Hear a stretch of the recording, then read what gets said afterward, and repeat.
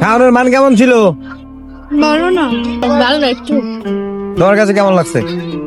Doc না। ভাই আপনি কেমন কেমন লাগছে? কেমন?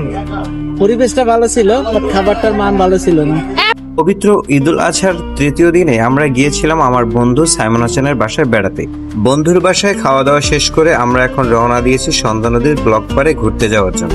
সন্ধ্যা নদীর পাড়ে ব্লক পার্টি হওয়ার পরে আমি একবার সেখানে গিয়েছিলাম।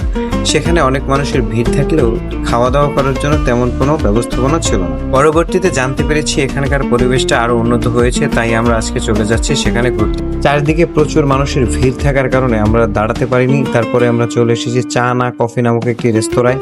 খোলা আকাশের নিচে কাঠ ও বাঁশ দিয়ে সুন্দর আলোকসজ্জা তৈরি করে বানিয়েছে এই রেস্তোরাঁটি। অনেক মানুষের ভিড়ের কারণে সেখানে আমরা বসার কোনো জায়গা পাইনি। ওখান থেকে বেরিয়ে কিছু দূর যেতেই আমাদের চোখে পড়লো আরও একটি রেস্টুরেন্ট। এটির নাম ছিল ট্রি হাউস রেস্টুরেন্ট। আমরা ওইটার ভিতরে প্রবেশ করেছি। এখানে অবশ্য আমরা একটি বসার জায়গা পেয়ে গিয়েছিলাম, কারণ আমার বন্ধু সাইমন হাসান আগে থেকেই এখানে একটি সিট দখল করে রেখেছিল।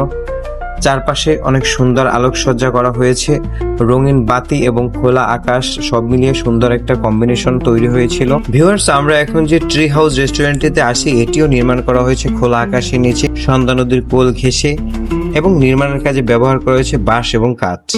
আর ছাউনি হিসেবে ব্যবহার করা হয়েছে খড় কুটো। সন্ধ্যা নদীর অববাহিকা এবং সুন্দর মৃদু বাতাস বিষয়টিকে আরো বেশি সুন্দর করে তুলছিল। ভিউয়ার্স, আমার সাথে আরো ছিল সুপ্রিয়া এবং হুমায়রা, এবং আমার বন্ধু সাইমন হাসানের সাথে ছিল ভাবি। বিশেষ করে সন্ধ্যার পরে এখানকার সৌন্দর্য আরো দ্বিগুণ হয়ে যায়। ভিউয়ার্স, এখানকার পরিবেশটা আপনার অনেক ভালো লাগবে, তাই সময় পেলে একদিন অবশ্যই ঘুরে আসবেন এরকম সুন্দর একটি প্লেসে।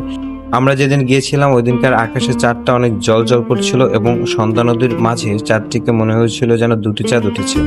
ভালো থাকবেন সকলে। আর আজকের ভিডিও আপনাদের কেমন লেগেছে অবশ্যই কমেন্টস করে জানাতে ভুলবেন না। আল্লাহ হাফেজ।